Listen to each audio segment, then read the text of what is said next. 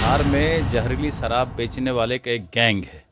जो गैंग कहीं न कहीं जनता दल यूनाइटेड के संपर्क में है और सरकार के संरक्षण में ये गैंग काम करता है। जब से शराबबंदी हुई है तभी से ये गैंग एक्टिव है। शराबबंदी कराने में भी कहीं इन गैंग का हाथ तो नहीं हो कि शराबबंदी करा देंगे, जहरीली शराब बेचेंगे, नकली शराब बेचेंगे, बाहर से शराब मंगा के बेचेंगे और कहीं न कहीं पार्टी फंड में पैसा इकट्ठा हो रहा है और सरकार के संरक्षण में ये काम हो रहा है। समाधान तो पहले छपरा जाके करना चाहिए, अब उनको सिवान जाके करना पड़ेगा। जनता दल यूनाइटेड के लोग ही जहरीली शराब बेचवाते हैं क्योंकि पकड़ा काहे नहीं रहे हैं। बिहार में शराबबंदी के बावजूद भी जहरीली शराब से लोगों की मौत का सिलसिला जो है वो लगातार बढ़ता जा रहा है। इससे पहले छपरा, अब सिवान में अब तक जो जानकारियां मिली है 5 लोगों की मौत हो चुकी है। सवाल अब भी उठ रहा है कि आखिर ये मौत का सिलसिला कब थमेगा। मेरे साथ बीजेपी के फायरब्रांड विधायक नीरज बबलू हैं। एक बार फिर से जहरीली शराब से मौत हुई है। देखिए, हम लोग पहले ही से कह रहे हैं कि बिहार में जहरीली शराब बेचने वाले का एक गैंग है। जो गैंग कहीं न कहीं जनता दल यूनाइटेड के संपर्क में है और सरकार के संरक्षण में ये गैंग काम करता है। जब से शराबबंदी हुई है तभी से ये गैंग एक्टिव है और अब तो ये लग रहा है कि शराबबंदी कराने में भी कहीं इन गैंग का हाथ तो नहीं हो कि शराबबंदी करा देंगे, जहरीली शराब बेचेंगे, नकली शराब बेचेंगे, बाहर से शराब मंगा के बेचेंगे और कहीं न कहीं पार्टी फंड में पैसा इकट्ठा हो रहा है और सरकार के संरक्षण में ये काम हो रहा है। इसलिए उनको डर नहीं है और माननीय मुख्यमंत्री जी कहते हैं कि जो पिएगा सो मरेगा।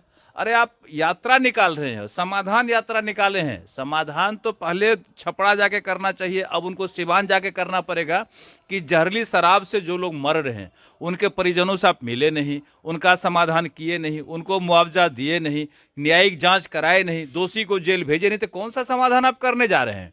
सबसे पहले समाधान यात्रा को बंद करके इस काम को करना चाहिए। जहां भी जहरीली शराब से लोग मर रहे हैं उनको मुआवजा दे, घटना की जांच करावे और जहरीली शराब बेचने वाले को खोजे, उनके घर पे बुलडोजर चलाए, तब जाके नीतीश कुमार जी का समाधान यात्रा।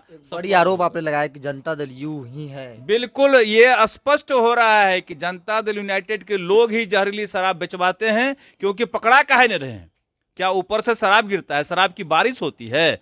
आपकी सरकार है, आपका राज है, कैसे आता है, क्यों नहीं पकड़ते हैं?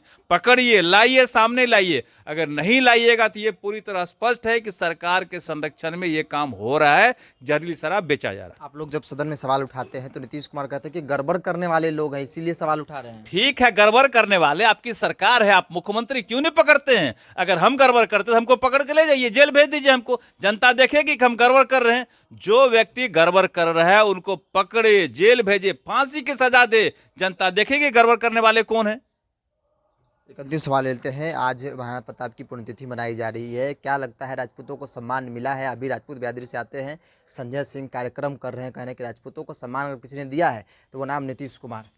देखिए, कार्यक्रम करना अलग बात है। महाराणा प्रताप एक महापुरुष थे, उनके नाम पे अगर कार्यक्रम हो रहा है तो ये अच्छी बात है। और जहाँ तक सम्मान की बात है ना, तो सम्मान में अगर गिनाना शुरू करेंगे तो राजपूत के जितने बड़े नेता हुए, नीतीश कुमार उनको बेइज्जत करने का काम किए, जेल भेजने का काम किए, सजा कराने का काम किए। एक तरफ से नाम गिनाएंगे तभी टाइम लग जाएगा और कहीं कोई सम्मान की बात नहीं है।